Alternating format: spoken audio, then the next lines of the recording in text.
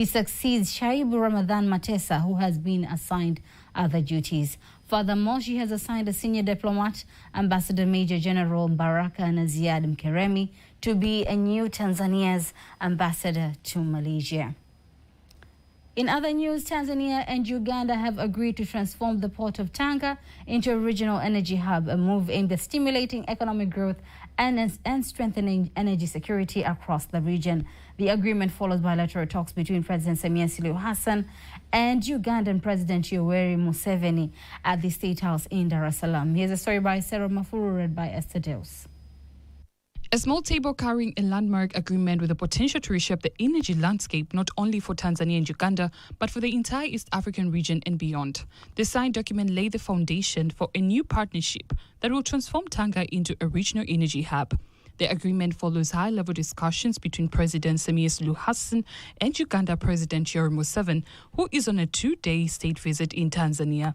Tanzania's Minister for Energy, Deogratius Ndejembi, outlines the key outcomes for the leaders' meeting. I would like to call your attention to perhaps one of the most transformative components of today's vision, the proposed bi-directional multi-product pipeline linking Tanga and Uganda.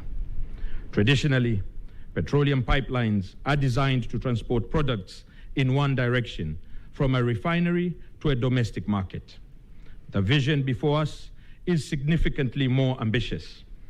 It is to create a regional energy corridor capable of supporting the movement of refined petroleum products according to market demand and commercial opportunity between the two countries.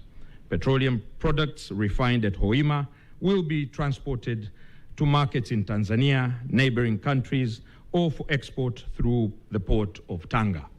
Uganda, on its part, says the project will play a critical role in guaranteeing reliable energy supplies and advancing regional energy integration. To this step, which is a gigantic step towards development, a joint development, which has been agreed on with our sister nations, that we will work together. And we are going to partner with the private sector. And in that line, I want to congratulate Vitol for joining our two states to bring our dream and to make it a reality. Vital Bahrain, the global energy company investing in the Tanga Regional Energy Hub, says the project represents a major step towards transforming the region's energy infrastructure. We see the Tanga Energy Hub project as a significant addition to the other energy corridors in East Africa. We've been a supplier to the East African region for many years now and have very close relationships with the governments of both Tanzania and Uganda. We're very excited about this project in adding to the energy security, the ability to increase regional trade, jobs for the region. The energy partnership between Tanzania and Uganda is already anchored by the 1,443-kilometer EACOP, which is now 91% complete and is expected to transport up to 246,000 barrels of crude oil per day once operational. The Memorandum of Understanding signed today reflects the two countries' commitment to accelerating joint investment in energy and other strategic resources, building on resolutions reached during the 5th session of the Joint Permanent Commission held in March 2026. Ambassador of Uganda to Tanzania, Colonel Freddie Mwesige, says President Yoweri Kaguta Museveni's 2-day state visit to Tanzania reflects the enduring friendship and strategic partnership between the two neighboring countries, a relationship rooted in the African liberation struggle and strengthened through decades of cooperation. He made the remarks while speaking to my colleague Caroline Maleo, where he further says that Tanzania and Uganda continue to deepen bilateral ties through joint development initiatives, including the East African Crude Oil Pipeline EACOP project, which is now more than 90% complete, alongside other regional infrastructure and economic integration projects. Actually, it is the third visit. But this means that our president has Tanzania at his heart. He strongly believes in the integration of the people of East Africa, and he strives, he does all the best, what that can bring Ugandans and Tanzanians closer and closer That's why he keeps initiating very many economic projects, because once the people of the two countries economically joined, socially joined, then the political integration can follow. So it is in his heart that everything possible should be done to bring economic ties, political ties, social ties closer and closer. So this is the most important thing, anything that can cement the integration of Tanzania and Uganda. Mm-hmm. What about the major projects that maybe were conducted in terms of ECOP and many other projects? How about the implementation? The major projects that we are doing between the two countries are the oil pipeline, the East African oil pipeline, which is almost 80% complete. And we should see its commissioning somewhere around October. Then the other major projects that we are doing is the finished product pipeline. This is the refined products pipeline. We are going to be refining our oil, so we should pass it through this pipeline to the open markets through the port of Tanga. And also the finished products can come through Tanga to Uganda. So this is another major pipeline that we are working on. The other one is the gas pipeline. You know, Tanzania is gifted with gas, natural gas. So in efforts to protect our environment, the president has banned the cutting of trees to make charcoal. And we are working around the clock to make sure that we get gas, the natural gas, out of Tanzania to Uganda, which will now help Ugandans to start using gas to cook, to do all sorts of things. So that's another major. Other than we have the SGR.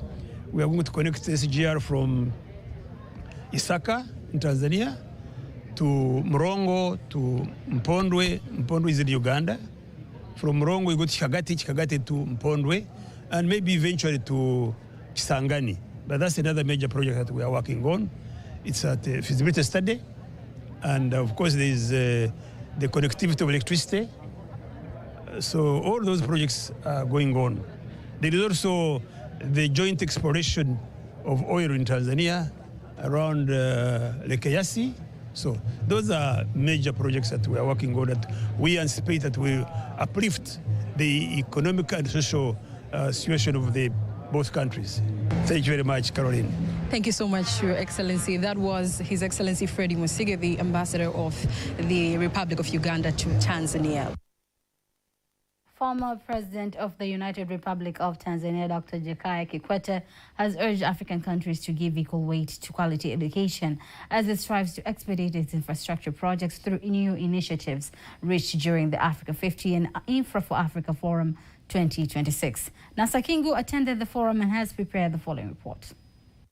Former President Kikwete made the call today in his keynote address during the closing of the Africa 50 and Infra for Africa Forum at Julius Nyerere International Conference Center in Dar es Salaam. Every major infrastructure project should have a human capital plan from the very beginning. It should leave behind engineers, technicians and managers, entrepreneurs and innovators capable of building the next one. That is how infrastructure becomes an economic multiplier. He insists quality education will create quality generations, stressing on digital skills. So many jobs have been lost to technology these days. So because of that, we have now, as we train our young people, we have to give them the skills that the job market really requires. Otherwise, they'll simply go to school, finish school. After that, nobody needs them. He further called on responsible institutions in African governments to explore best ways to equip youth with the right digital skills as the world is fast advancing into the digital economy, making skills like AI mandatory. We need education systems that create the critical thinkers, more problem solvers, and more innovators AI is already reshaping the world of work. But we should never fear it blindly nor embrace it carelessly. We have a responsibility of preparing our young people not only to use artificial intelligence, but also to be able to build it, improve it, and create African businesses around it. And this is how he concludes. I wish to assert that Africa's greatest infrastructure project is the development of its people. Let us invest in that project with the same seriousness, urgency, and ambition with which we invest in roads, bridges, ports, power plants, and digital networks. Africa 50 and Infra for Africa Forum has ended today. The forum witnessed the signing of various agreements, including those which usher new partnership with Tanzania in key sectors like energy, health, and gas.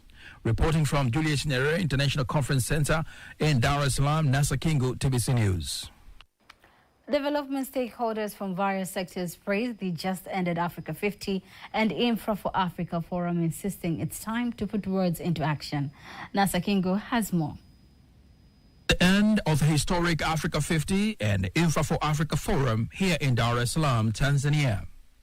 But it's the beginning of a new promising collaboration between Tanzania and the financial institution in key areas like health, energy, and gas. Stakeholders from various sectors praised the outcome of the meeting, but with caution. Actually, Africa 50 is quite a strategic partner to the continent, and I think when it comes to really developing bankable projects, particularly in the energy sector, which is very capital intensive, I think it's quite relevant that you have the right stakeholders in the room in terms of risk apportioning and also distribution. But the problem with African countries, and we have to be clear that because of the issues of comparative advantages, each country are protecting their own interests. So unless we reach a point where we can agree that we are building infrastructure that will cut across countries to facilitate the intra-trade among the member states to benefit the countries, this will remain to be a discussion within the conferences. And in order for us to also further leverage this moment, we need to invest in education. We need to invest in education that is relevant to the time. They insist where there is a will, there is a way, and that Africa can succeed when all countries speak one language with a common stand. We need now to mobilize resources domestically because depending on resources from outside, the good thing is within Africa and within SADC, there's what we call Regional Development Fund.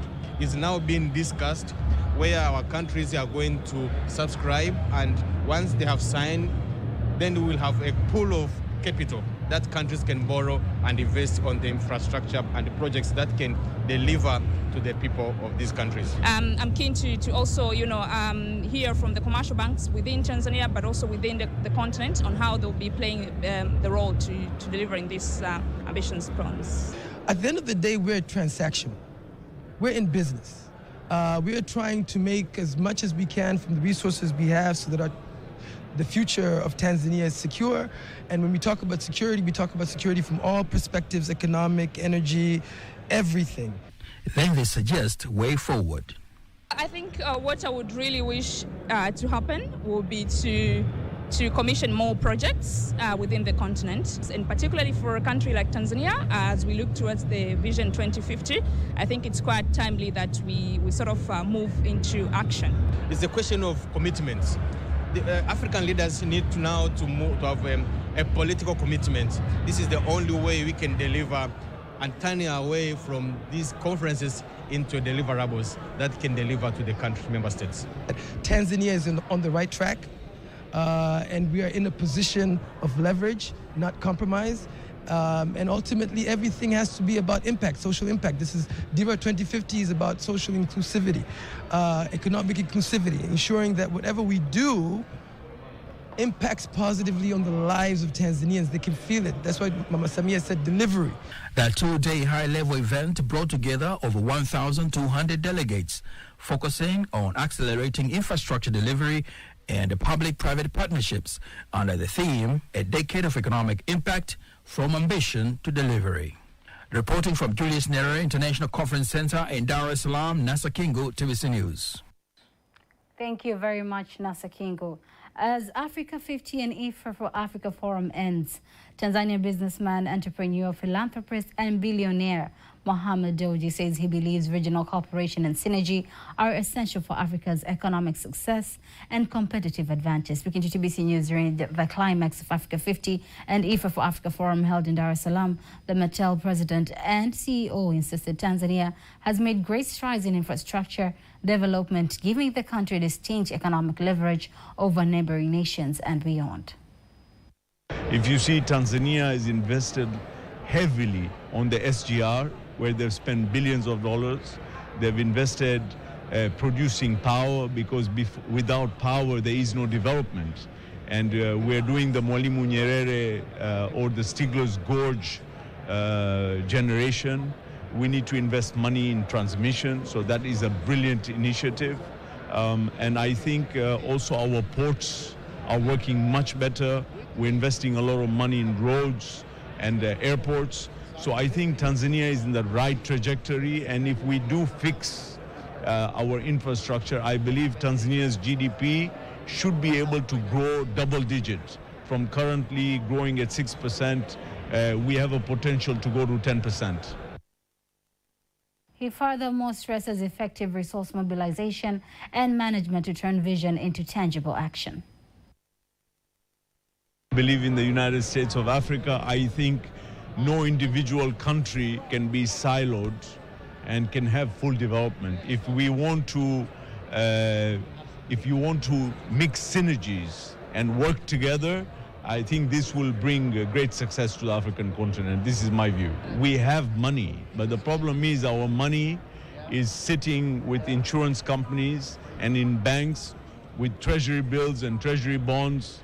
And we need to make sure that we need to use this money for our own infrastructure development. And so we have to stop talking and start executing. So we need to look for a strategy to use our own money, because nobody will come and build Africa. We have to build our own Africa. Africa 50, which is a pan-African infrastructure investment platform, involves African billionaires, high net worth individuals and business leaders, primarily for converting private wealth into bankable, commercially viable infrastructure projects. In today's episode of We Are Tanzania, we explore how Tanzania's standard gauge railway, the SGR, is doing far more than transporting passengers from one destination to another. Stretching across regions, cultures, and communities, the railway is becoming a powerful symbol of national unity. Caroline Maleo has more details. Utanzania wangu ni muungano wetu na tofauti zetu zisibadilike tu. For generations, Tanzania has been a home to more than 200 ethnic communities, each with its own traditions, language, and cultural heritage. Yet, despite this remarkable diversity, the country has remained united under one national identity. Because Tanzania, we are peaceful people, we are loved people, so we don't have any problem concern about Tanzania. Today, that spirit of unity is finding new expression through the standard gauge railway, beginning in Dar es Salaam, Tanzania's commercial capital, in one of the country's most culturally diverse cities. The SGR travels through the coast region, home to the Zaramo and Kwere communities, continues to Morogoro with its Pogoro, Kaguru, and Luguru heritage, and reaches Dodoma, where the Gogo and Rwangi people have lived for generations. As the train moves across the country, it crosses more than regional boundaries. It connects histories, traditions, and communities, while Kiswahili continues to serve as a common language that binds every passenger together.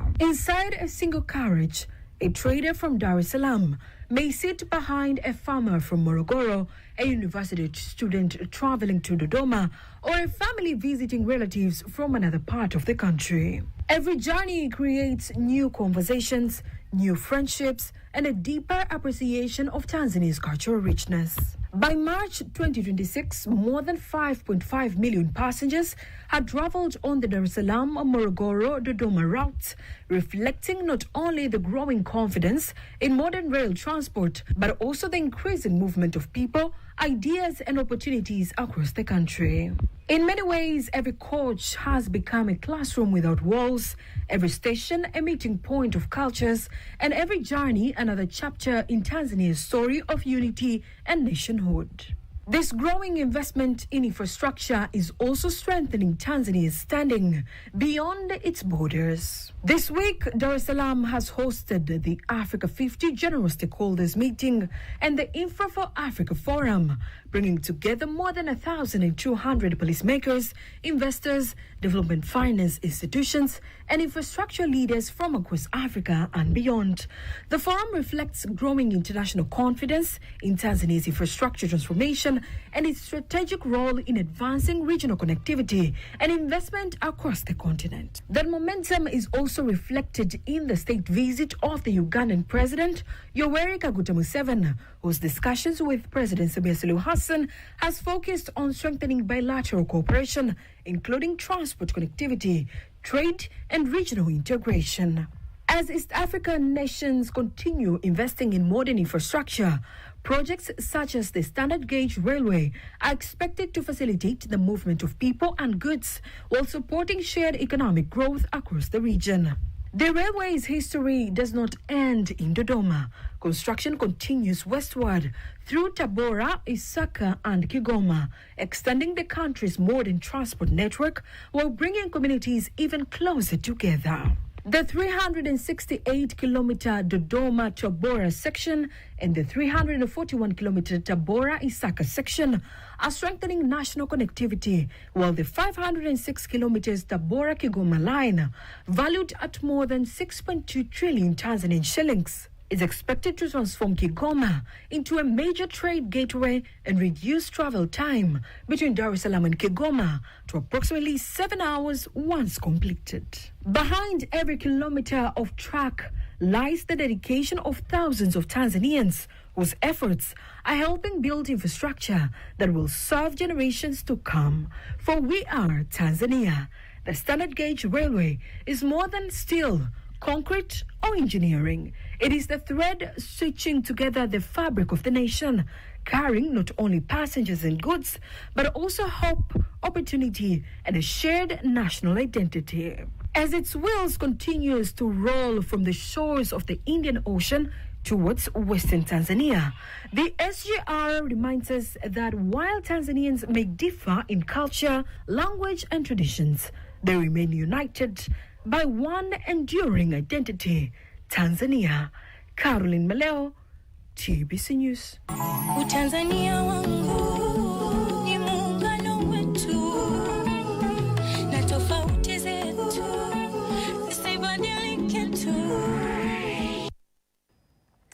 Before we conclude the local news, let's now take a look at today's exchange rates according to the Bank of Tanzania, BOT.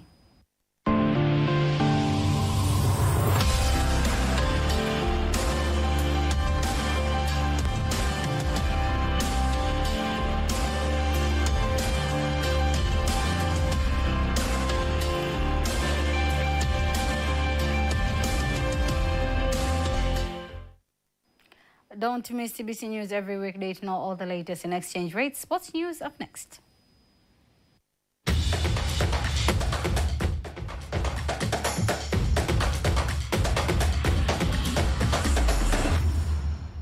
And in sports news, Miss World Tanzania Latricia Sawe calls on Tanzanians to vote for her during the Miss World Beauty Pageant contest, which will take place in Vietnam on September 5th.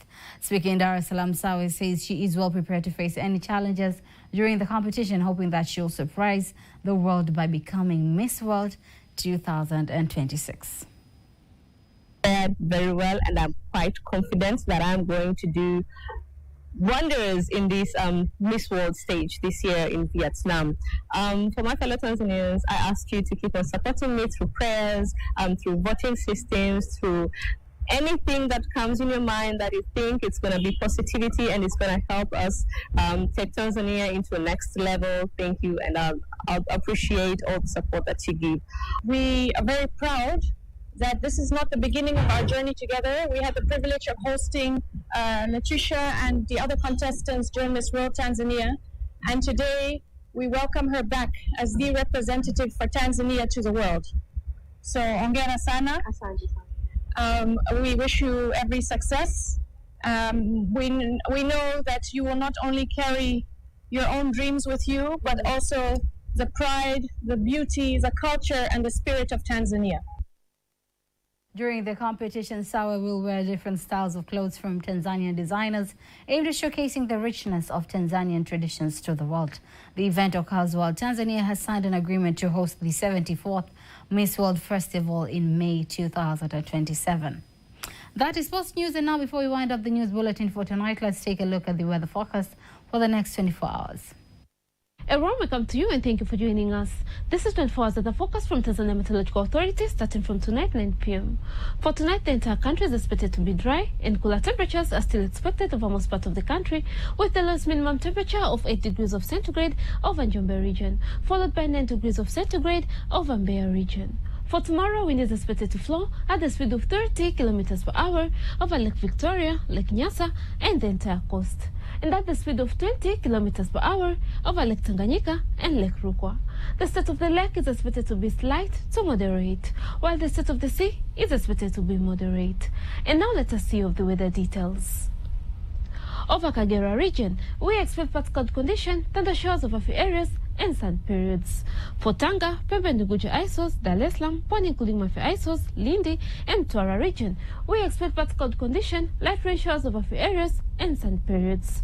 While for the remaining part of the country, we expect partly cloud condition and sun periods. And now let us take a look of the next 4 days of the forecast. For Dar es Salaam, we expect light rain and sun periods on 11th of August. Dodoma, we expect sun periods and minimum temperatures expected to reach 14 degrees of centigrade. For Mbeya, we expect sun periods and minimum temperatures expected to reach 8 degrees of centigrade. Mwanza, we expect sun periods and minimum temperatures expected to reach 15 degrees of centigrade. Kilimanjaro, we expect sun periods, minimum temperature is expected to reach 16 degrees of centigrade. Morogoro, we expect light rain and sun periods on 10th and 11th of August. In Arusha, we expect sun periods and minimum temperatures expected to reach 12 degrees of centigrade. And that's all for today. Make sure to catch up again tomorrow. From Tanzania Meteorological Authority, my name is Mariam Fares. Bye-bye. And that marks the end of the news bulletin for tonight. Do not miss our next bulletin in Kiswahili at 11 p.m. On behalf of the whole team, I am Teddy Paranyaga. Have a lovely, lovely night.